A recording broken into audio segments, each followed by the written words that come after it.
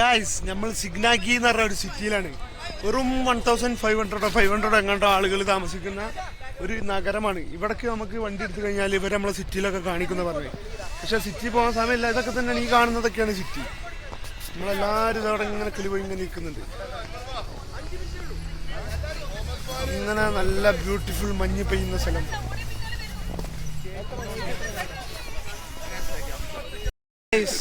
നമ്മള് സിഗ്നാഗിയിൽ എന്തെല്ലാം അഭ്യാസങ്ങൾ ഇവിടെ പഠിപ്പിച്ചിട്ടുണ്ട്. ഒന്ന് കിട്ടട്ടെ, നമ്മള് പുതിയൊരു സാധനമായിട്ട് വരാൻ പോണേ.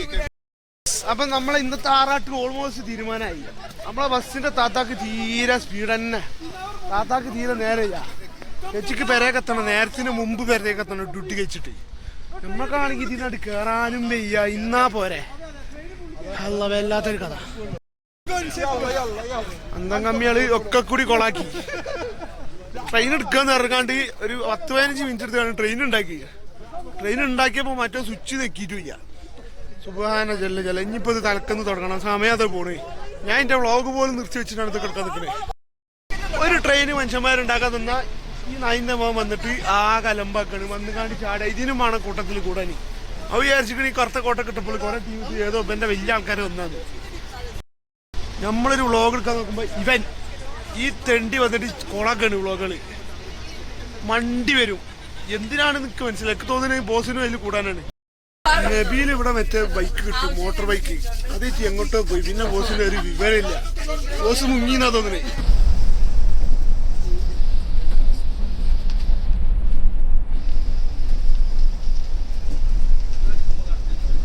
ഹലോ ഗായ്സ്, ആകെ തണുപ്പ് കഴിഞ്ഞ് എല്ലാ പരിപാടിയും കഴിഞ്ഞ് തിരിച്ച് റൂമൊക്കെ പോയിക്കൊണ്ടിരിക്കുകയാണ് എല്ലാവരും. ഐസുകളൊക്കെ ഉണ്ട്. ഫുള്ള് നിലക്കെ സ്ട്രീറ്റൊക്കെ ഐസ് തന്നെയാണ്. അടിപൊളിയാണ് സംഭവം, അടിപൊളിയാണ്. 50 ഉറുപ്പിക തേക്ക് കൂട്ടാ, 50 ഉറുപ്പിക തേക്ക്. ഹലോ ഗായ്സ്, ഇന്ന് റെസ്റ്റോറൻറ്റിലേക്ക് പോവാൻ എല്ലാവരും റെഡി ആയിരിക്കുകയാണ്.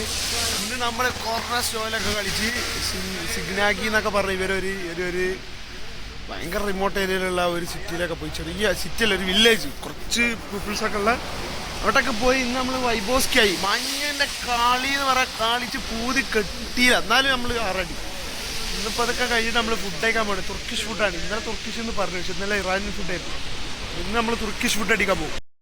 3rd ഡേ ആണ് നമ്മൾ. ഇപ്പോൾ 3rd ഡേയിൽ നമ്മൾ ഇന്നലെ മഞ്ഞ് ആവാൻ വേണ്ടി വെയിറ്റ് ചെയ്ത് രാവിലെ ആയപ്പോഴത്തിന് മഞ്ഞ് കണ്ടമാനായി. പക്ഷേ ഇപ്പോൾ അതിങ്ങനെ ഉണ്ട്, മഞ്ഞുണ്ട്. പക്ഷെ അതിൻ്റെ വൃത്തിയൊക്കെ പോയി. എല്ലാവരും നടന്ന് ചവിട്ടി ചളിയായി, വണ്ടിയൊക്കെ ഓടി, സൈഡിലുള്ളതൊക്കെ ചളിയായി. പക്ഷെ എല്ലായിടത്തും മഞ്ഞുണ്ട്. പിന്നെ അത് കുറേയൊക്കെ തണുത്ത് ഐസായി വെള്ളമായി പോയി. കുറേയൊക്കെ ഒന്നും കൂടി തണുത്തുറങ്ങി. പിന്നെ കുറേ വെള്ളമായി പോയപ്പോൾ ആ വൃത്തിയൊക്കെ പോയി. ഇൻഷാ അല്ലാഹ് നമുക്ക് നാളെ ഈ ഒരു കണക്കാണെങ്കിൽ നാളെ രാവിലെയും കൂടി എൻ്റെ മക്കളെ ഒരു വരവ് വരേണ്ടി വരും. യുദ്ധക്കളത്തിന് അടിക്കാണ്. യുദ്ധം നടന്ന സ്ഥലമാണ്. അതിൻ്റെ അടുത്താണ് ഞാനിപ്പോൾ നിൽക്കുന്നത്. ഇവിടെ 2 സ്ഥലത്ത് ആകെ യുദ്ധമാണ്.